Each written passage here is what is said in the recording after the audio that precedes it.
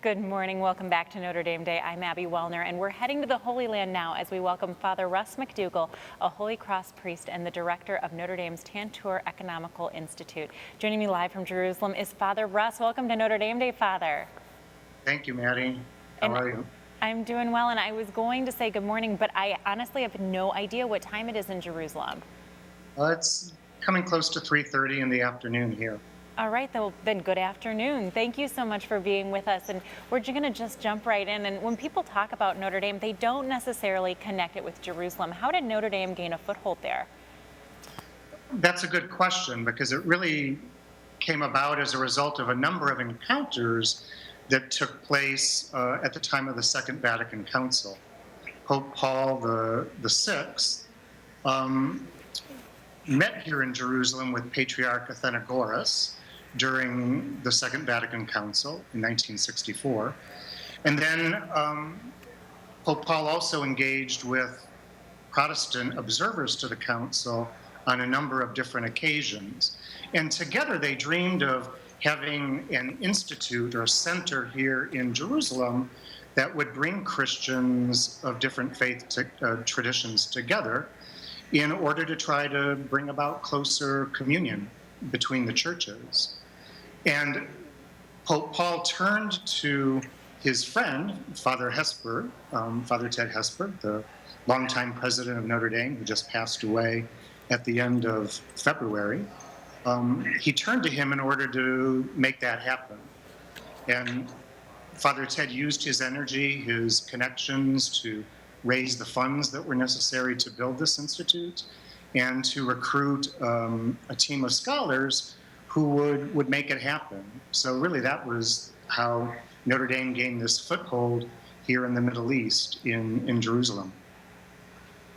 Well, and it sounds like that's an incredible history that Notre Dame has there. How about you? How did you become involved? Well, I've had an interest in ecumenism for a long time, and I'm a student of scripture. So Tantur seemed a wonderful place to bring those two loves, so to speak, together, to be able to study the Bible, to continue to work in biblical research here in the land that gave birth to the Bible is a wonderful blessing. And I've had wonderful ecumenical relationships, friendships, over the course of many years. During the time of my studies in Rome, I became closely involved with the programs of the Anglican Center in Rome. And when the position of rector opened up here, this seemed like it was an opportunity for me to give something back in exchange for all the blessings that I've received over the years through the friendships that I've had with people in other churches and people in the Jewish and Muslim community as well. You're obviously able to become involved in a number of important conversations. How does Tantur facilitate interreligious dialogue among Christians, Muslims, and Jews? Such an important dialogue right now.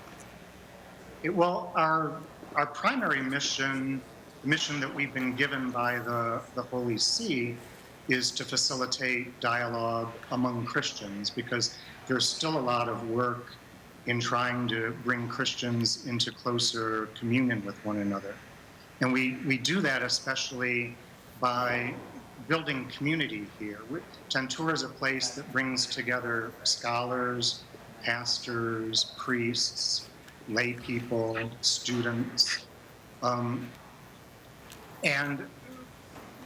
we try to get people to form those bonds of closer communion really by asking people to live in community here. We live together, we eat together, study together, have conversations together, and we struggle to pray together, because praying together as an extended Christian family is still a problem, especially when it comes to issues surrounding celebration of the Eucharist.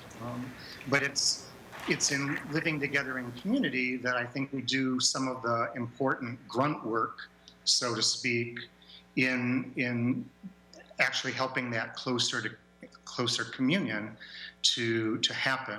And by extension, that's how we engage in interreligious dialogue as well, because from the very beginning, when different scholars and students, pastors, priests would come here to Tantur, they discovered very quickly that our neighbors here are Muslim and Jewish. And so it became natural to engage them in conversation as well. We invite Muslim and Jewish scholars here in Jerusalem, Bethlehem, here to Tantur to speak with participants in our programs. Sometimes we go out to encounter them as well. And it's in those conversations that we do draw closer and build bonds of friendship with people across faith boundaries. And these days, those kind of bonds are really important because especially between Israelis and Palestinians, those possibilities for encounter and dialogue are becoming less and less. Well, thank you so much for all of the work that you're doing, Father Russ, and thank you for joining us all the way from Jerusalem. Have a great rest of your day. We're going to be right back, but we're going to have a short break first.